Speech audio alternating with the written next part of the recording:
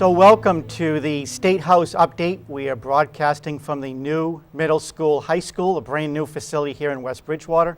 I'm Dave Gagne. I'll be your host this evening, the town administrator for the town. And I am very honored to be able to have with us our long-term sitting state senator, Joyce. Brian, welcome. Happy to be here. Well, good. In this beautiful new school. Well, I'll tell you, I sit on the local committee. It has been a substantial investment from the state, and a lot of it, you were part of. You were on it right from the beginning. You helped us with our statement of interest. You helped us with MSBA, and on behalf of the whole town, I know that it's a nice, warm thank you for your assistance. Well, thank you. It's clearly a partnership. The local taxpayers supported a significant investment in their children's education, and my late father-in-law was fond of quoting G.K. Chesterton, who said that education is simply the soul of society as it passes from one generation to another. So a generation of taxpayers in West Bridgewater supported a new school for their children and grandchildren, and the state did contribute about $30 million. The majority of the cost was borne by the state, and what an investment in the town. I think it's terrific for the school children, but also for the taxpayers. Yeah, you're absolutely right, Senator. And I'll tell you, the other nice thing is we have the opportunity to be able to do this in this state-of-the-art facility, something I wish I would have had when we went to high school. So I was hoping the technology was such that they could perhaps put hair on my head and maybe make me a little slimmer. So we'll see. So, Senator, let me ask you, this past spring and summer, as always, the annual budget is always debated and passed. And just out of curiosity, if you could just walk us through what happened with the budget and how that would affect local towns such as West Bridgewater. Sure. So the most important bill we pass each year is the state budget. And on the state level, unlike our federal counterparts, we don't engage in any deficit spending. Like you on the town level, it has to be balanced. So we passed a balanced, fiscally prudent budget with a slight increase in spending. It's about $38 billion, but it's a fairly modest increase that reflects an increase in revenues. The great news, David, is Tip O'Neill said the most important things about politics are jobs, jobs, and jobs. The good news is that our economy is improving, continues to improve, and we have about 4.6% unemployment, which is a full percentage point lower than it was just this time a year ago. So with more people working, we have greater income tax, greater tax revenue, and greater resources to reinvest back in our communities, like in this new school building. Yeah, when you think about it, this here is an example of that. With such a low unemployment rate, it's highly indicative of the educational system that you alluded to earlier about the reinvestments. Yeah, I mean, we realize now that everything is interconnected, that there's no, silos, that education's important to prepare these children, for example, to compete in the global economy. I mean, the young men and women, on the way in here, got to spend some time with the undefeated, they wanted to let me know, 9th grade football team. They said the varsity now has a loss, but the 9th grade Wildcats are undefeated. And those children, when they get out and go on to college and get out, they'll be competing with workers from not just around the state, but really around the world. So we do not only need to have excellent facilities, but excellent schools, as we do here in West Bridgewater. And a big part of that is the state funding. So this year in the budget, we returned in excess of $5 million to the town of West Bridgewater. We also, I think about $3 million of that, if not mistaken, goes to the schools. The majority goes to the schools so as to, invest and keep pressure off local property taxpayers.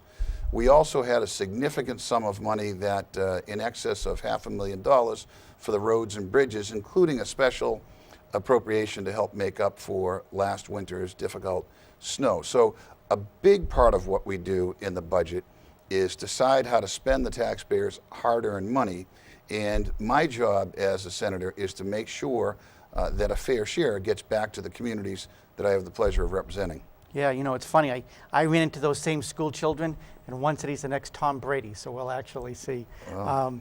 But I do want to say thank you. We're actually out there doing a very aggressive paving job in town right now, and again, it's it's a thank you to you and your colleagues, because we saw about a $150,000 increase that we desperately needed, as you said, after last year's winter. And we also have the work separately going on 106, which it's a double-edged sword, right? The town wanted it. It's good for economic, development and helps revitalize the commercial tax base.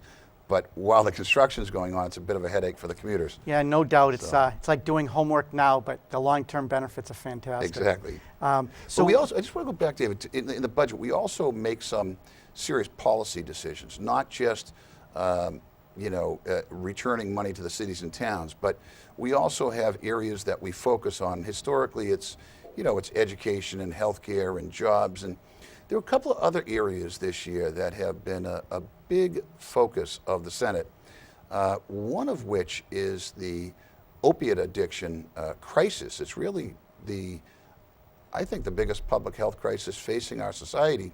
And so we made a very significant investment to try to address that opiate addiction crisis, and just a couple of weeks ago passed subsequent legislation designed to try to prevent the addiction crisis from starting. In other words, limiting the number of pills that a pharmacist can give, and perhaps give them the option to tell the patient that they don't have to fill the whole prescription, they can do it in portions.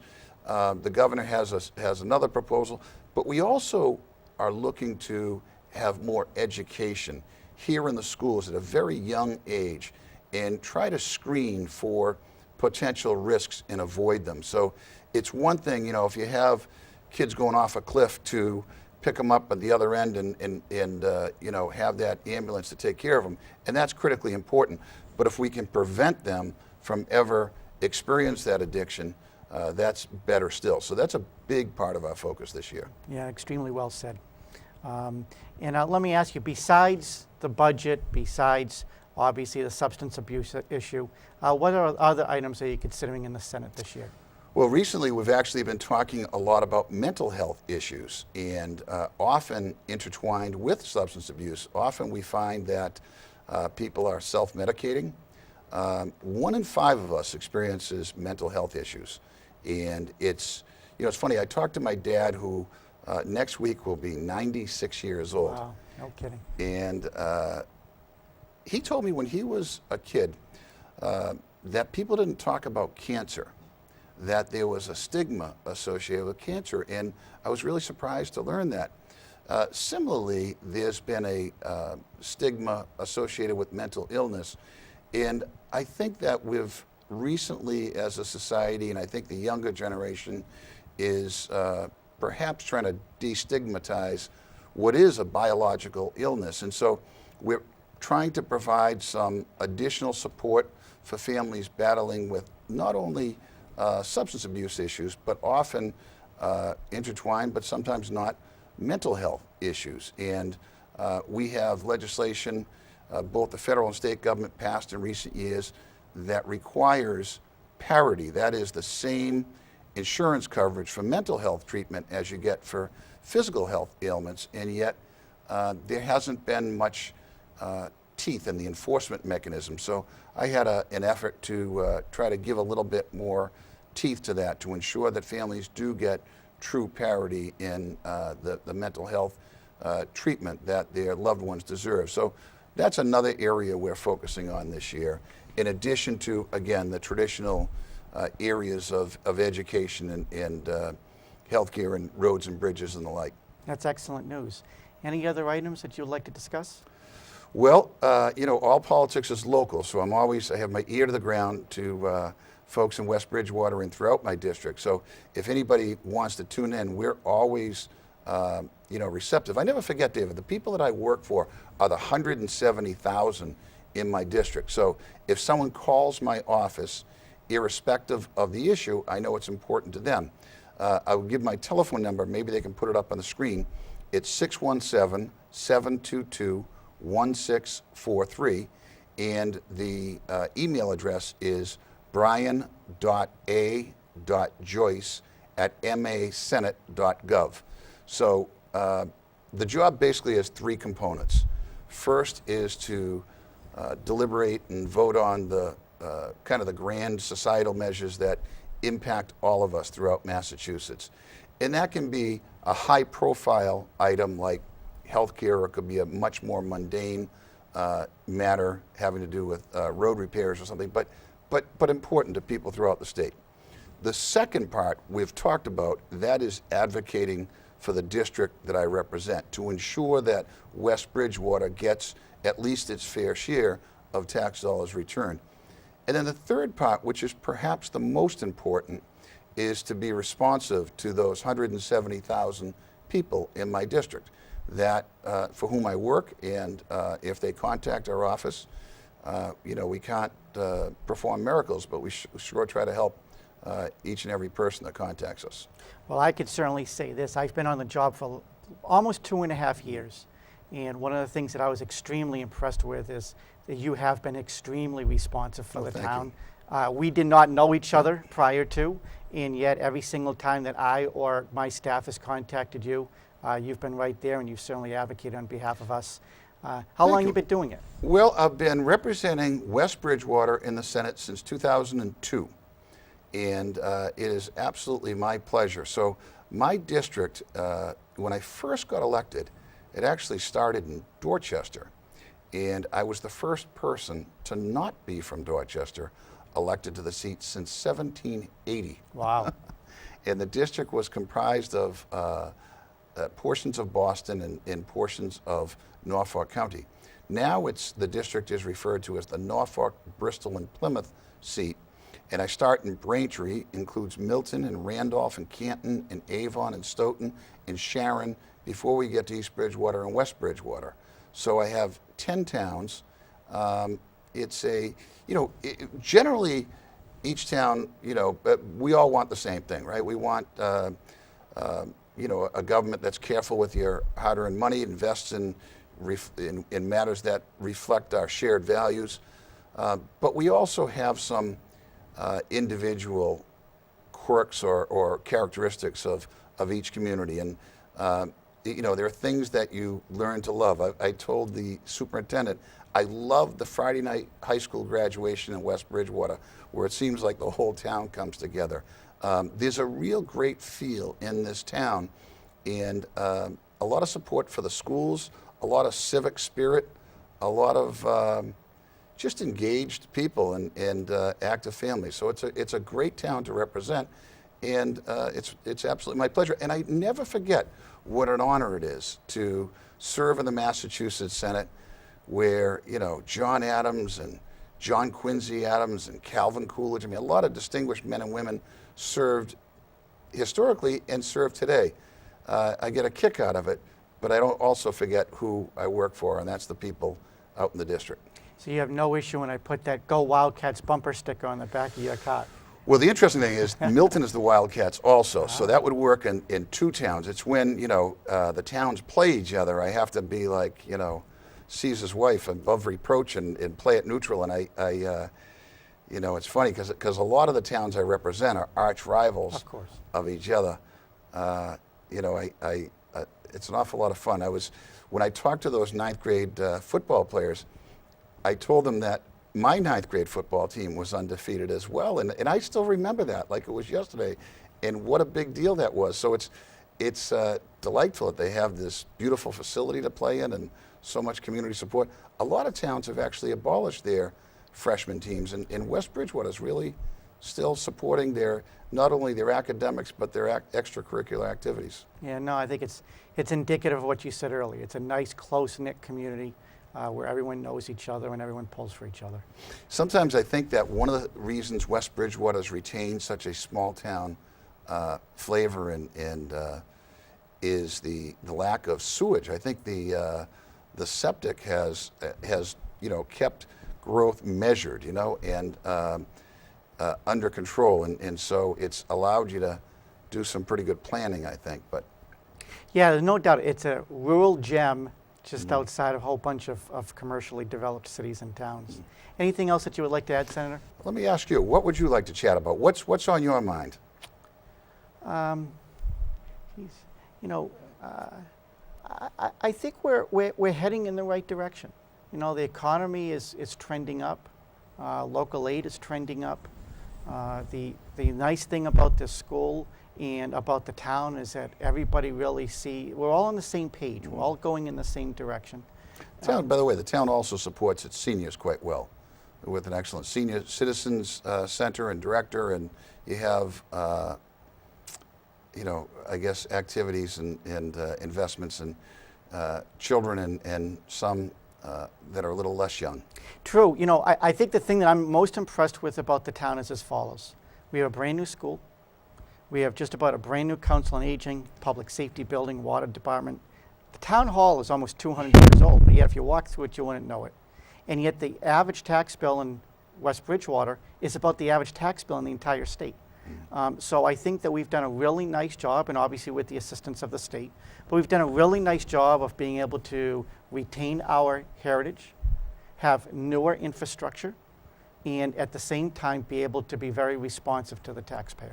Absolutely. The other thing you have is a very strong Board of Selectmen, and I have seen in other communities where there's much more divisiveness, and you seem to just have three people that enjoy working with one another toward a common goal.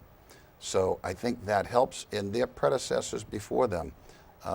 There's always been a strong finance committee, an active town meeting, and the public expenditures are closely scrutinized, and that's paid off in a great bond rating and good reserve funds and the like. And so the investments are made wisely, prudently, and have paid off, I think. No, you're absolutely right.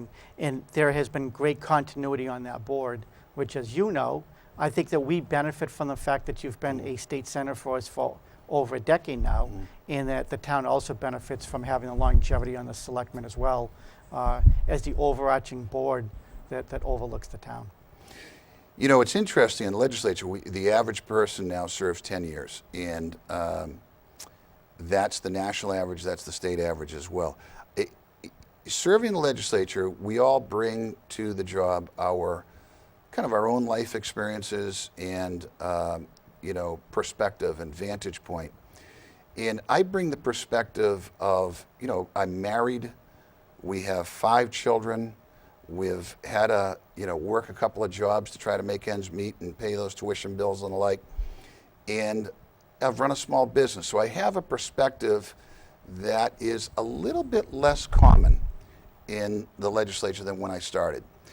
Increasingly, there are, people with different experiences, different vantage points. I like to think, maybe it's